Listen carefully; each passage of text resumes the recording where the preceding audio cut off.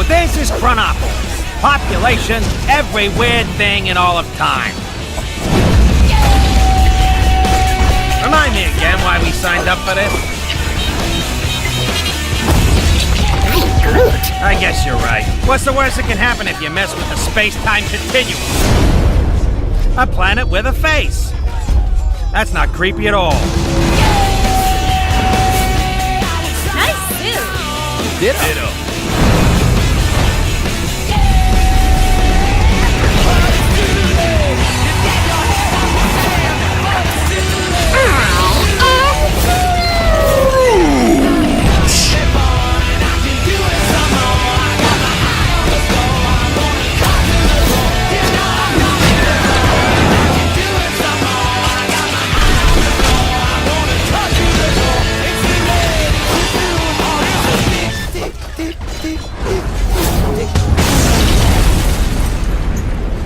Kang, show yourself and cease this temporal foolery.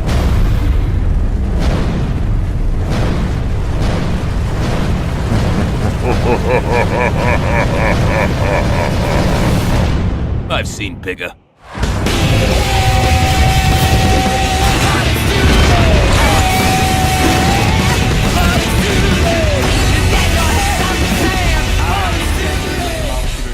Is set in a city called Chronopolis, which is Kang's brought all of these areas together. So you'll have Manhattan. So Manhattan here is snowy. There's a very good reason why it's snowy, and that's because it's next to the mountains of Kunlun, which is next to a whole host of other different locations. So Phil's going to basically give us a tour as we're looking around, and yeah. It's beautiful. I mean, it just looks so incredible. Yeah, this is just a tiny, tiny piece of it.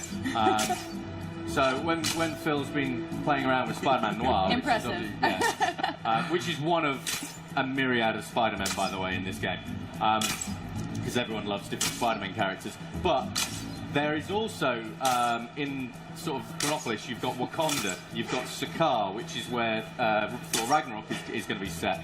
You've also got various versions of Manhattan. We've got an underwater city.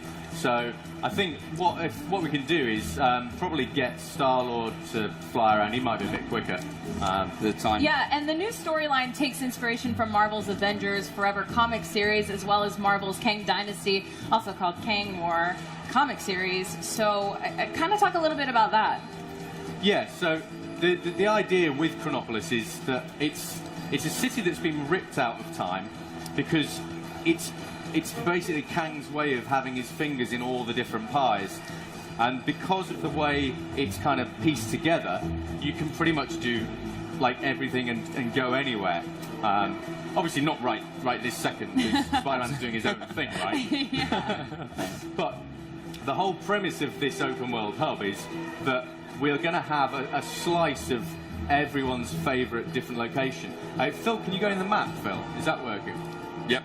Okay, so yeah, if we look in the map, this is a live map, so you can come straight out into the live map. And if Phil can move this round, technical issues, it's always wonderful. But we've got places like ancient Egypt, we've got Hala, we've got, like we said there, with Noir, New York.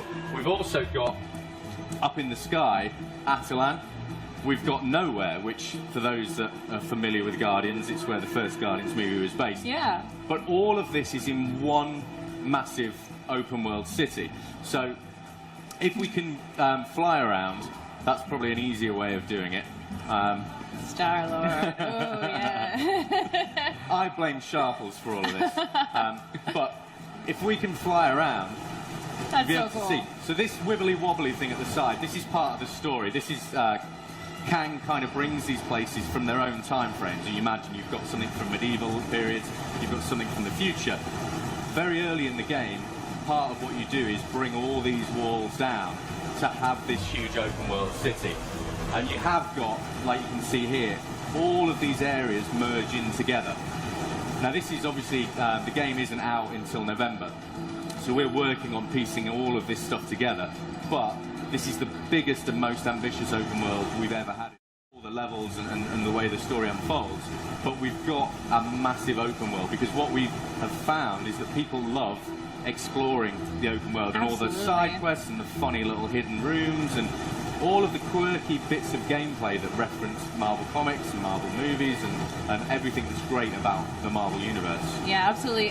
So comic veteran Kurt Busiek also played a primary role in the story creation. Yeah. Can you tell us a little bit about that? Well, yeah, like the comic runs that kind of inspired this, a couple of us in the office, we really love those storylines because they tell us so much about Kang. So with working with Marvel, we were talking to Bill Roseman, who's the creative director at Marvel Games, and he was like, well, why don't you just ask Kurt to help out? And it's like, oh yeah, why didn't we think about that? Yeah. So yeah, we got in touch with Kurt, and Kurt this is just... great, I'm sorry. Yeah, exactly. A Lego Sphinx, that's amazing. But you can go inside these things. It's not, you know, like a dressing. You can go inside the Sphinx, so there'll be gameplay inside there. There'll be gameplay inside the pyramids. There'll be bizarre little Egyptian men walking around. The idea is that this is a living, breathing city made up of 20 cities. And the whole premise behind the game is to go bigger and better than LEGO Marvel Superheroes.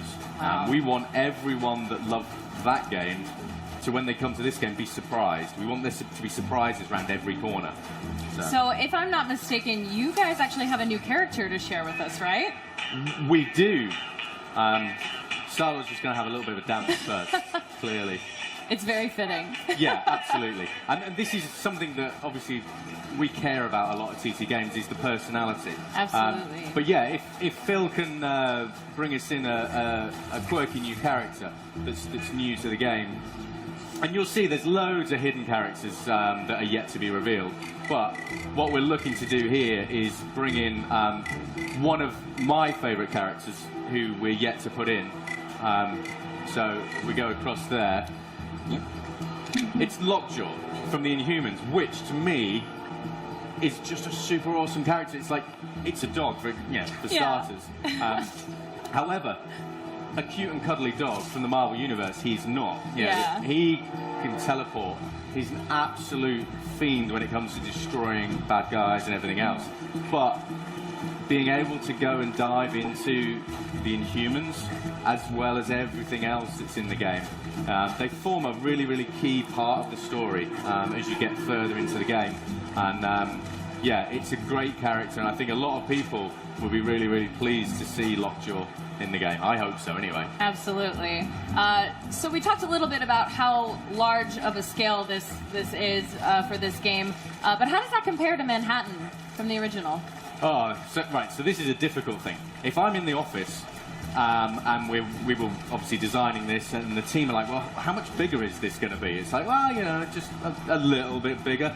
But it actually turns out it's like significantly bigger. But that isn't necessarily just because that's what we designed. We have a great art team that decided to add to this and add to this, and we're all Marvel fans, so it actually got bigger and bigger. I think in terms of actual real estate, it's probably 4 or 5 times the size. It's huge. Wow. And this is just like one tiny component. We're still obviously working on all of this. But if Phil can, are you able to go up as Spider-Man? I don't know if you'd be able to go to up into the air. I can give it a try. As you go in every area, each area has its own theme. So as you go into the noir area, everything darkens down and all the colours kind of desaturate out.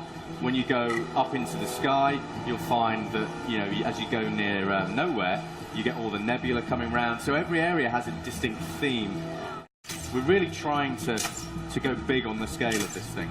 And it looks it. I love the attention to detail. So you talked about your favorite character a little bit, but do you have a favorite area? Maybe we should go check out that we haven't seen yet? Yeah, I don't know if Phil's going to be able to get there, but I love the fact that we've managed to bring Lemuria into the game. So, you know, again, we wanted to add some depth to this. So, yes, up in the sky we've got nowhere, and down below we have Lemuria, which is underground city. So if Phil just kind of nosedives down, we should, in theory, go down into Lemuria. And there's gameplay wherever you go. So when the game comes out in November, all of this is going to just be ram-packed full of gameplay. So, in theory, if Spider-Man can swim down, you can see you've got a whole underwater city down here that you're going to be able to explore, and you know there'll be. So, this I can't say who they are, but there's 2 characters I've always wanted to get in the game that are in this area. And you did? Yeah, so we'll reveal them obviously further down the line, but this is a great place to kind of find these characters. So it's going to be incredibly exciting when people come to play the final game. Wow. Well, let's check out another character. Do you have a favorite character? Personally, I'm really simple. The joys of wireless technology. Exactly. Love it. Well, this will be really cool. This is a good challenge, being able to do this underwater film. Yeah. We've never tried it. So very brave. There you go. Oh, there we go. Give it up. Come on. Yeah. Who doesn't love Baby Groot? Yeah, absolutely. Okay, that's adorable. Yeah, it's. But the thing is, these are just a handful of the characters that are going to be in the game, and the team are just absolutely killing it, adding more and more and more characters. So I think people are going to find a really exciting roster in here. And as ever, if anyone at home is wanting to kind of go, you know, put this character in, put that character in, just send your ideas and suggestions to @LEGO Marvel Game, and we read everything. That's amazing. Oh, and it's so cool to see these iterations. You had a little Groot there, and then he grew up into Big Groot, but you could see those like thin arm pieces of the Legos, and that's how you interpreted him. Yeah. It's how do you transform these marvelous heroes into Lego characters? It is just taking them and thinking, right, what is it that makes Star-Lord cool? And that's kind of what we do with every single character in the game. So whether it's Spider-Gwen or one of the different iterations of Spider-Man or whoever it is, but you know, when we look at Star-Lord, we'll just go, right, what makes Star-Lord cool? What are the things that people expect they've seen in the movie? Yeah, well, 2 movies now, because the second one was awesome. Right, it was. His face mask on, he can fly, he can do all this cool, crazy stuff. He can also listen to his awesome mixtape, which is just excellent. The mixtape's in the game? Yeah, absolutely. Oh my so, God. Great. But that happens with every single character. We'll try and do something fun and quirky and exciting and interesting. I was particularly noting how much Guardians of the Galaxy we were seeing, because Guardians of the Galaxy and the Lego universe, if you will, to me are both kind of leaders in humor in pop culture. Like, they have a certain tone to them that actually is very similar in a lot of ways. So I'm curious, I always think when you're taking beloved characters that have distinct rules and personalities, how do you transfer them into a game? How do you give them jokes? And I would assume that might be easy with people like Guardians of the Galaxy, but are there other heroes that were more difficult? That's exactly it. With something like the Guardians, it is a lot easier. But when you're looking across like the entirety of the cast of characters, you do have to look and think, right, you know, whichever character it may be, you have to dig deep into how can you make that character cool. So someone like She-Hulk, you look into She-Hulk and think, right, okay, she's a really strong, powerful, forceful character. That's not going to necessarily be funny. So you have to then think about how you can make things happen to her. So in the game, She-Hulk plays this cool big part, and she's really powerful and is really useful. But at the same time, she's kind of like, things happen that are out of her control that end up with her being kind of the butt of some of the jokes. Gotcha. So she's still like super powerful, but then we can have fun with her, and then you can still give her moves where she can pick up cars and smash people up and leak buildings and all crazy stuff. So I even see you guys have references to movies that aren't even out yet. There was a Hulk and his armor that's going to be in the next Thor movie, I believe. The Ragnarok one? Yeah. Is there any potential other iterations of things that are coming on the future that are going to be in this game?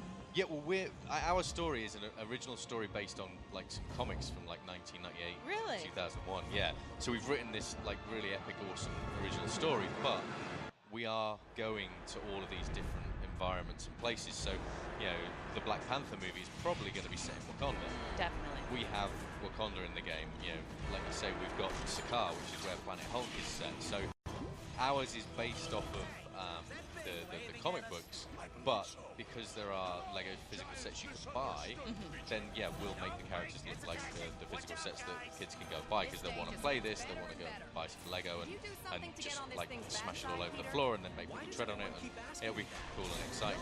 So yeah, we try and make sure the game appeals to as many people as possible. Not just LEGO fans, but Marvel fans, especially Marvel fans that might have been reading the comic 20 years ago that you're referencing. Yeah. Can you actually give a little sneak peek? Obviously, you don't want to give too much away what the story is. And for those that want to read the comics, they'll probably be a little spoiled of the story. Yeah, well, the story is original, but inspired by some older comics. So there's the Avengers Forever. There was a cool run in '98, 12 books, and then there was a cool Avengers like 41 to 55, I think it is, Kang Dynasty. So we're kind of inspired by that. But our story sees Kang the Conqueror, who's the guy that we saw before, the purple guy.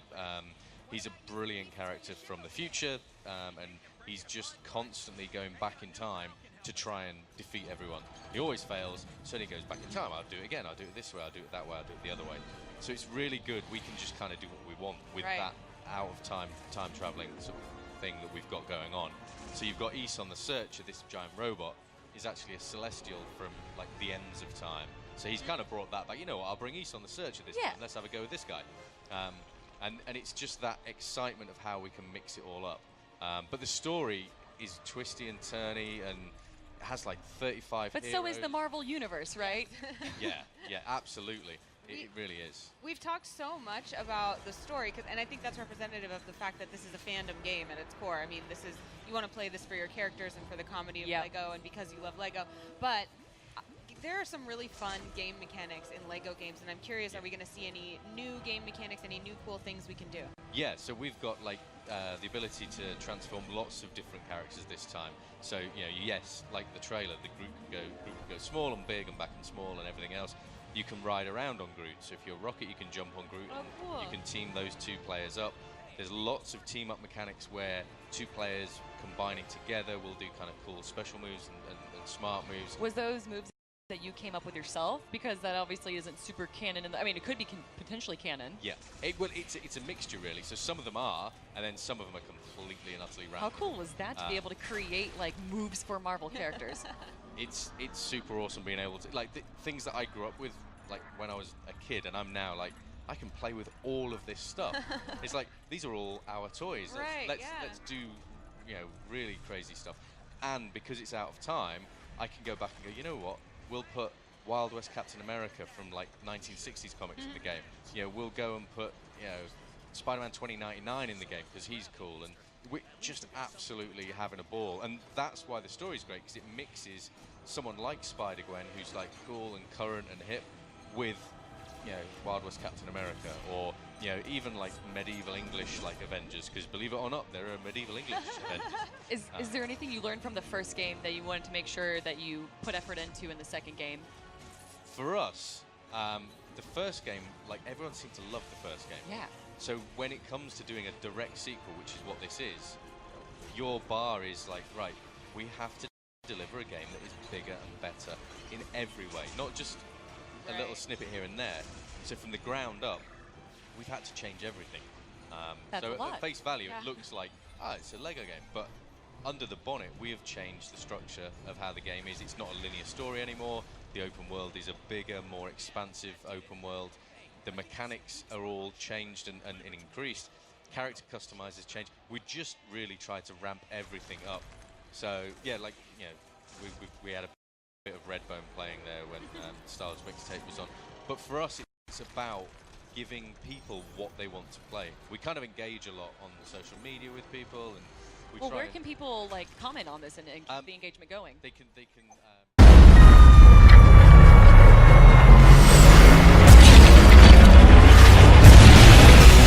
So this is Chronopolis. Population, every weird thing in all of time.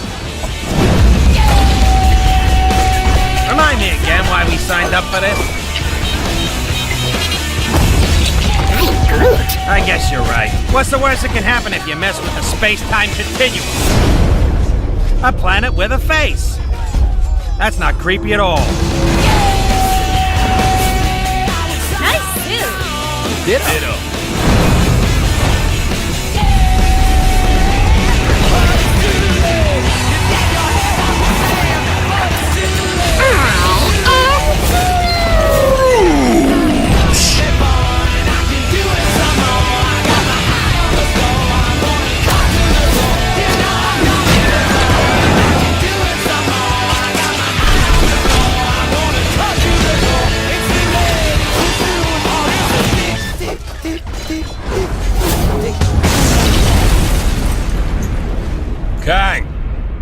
Show yourself and cease this temporal foolery.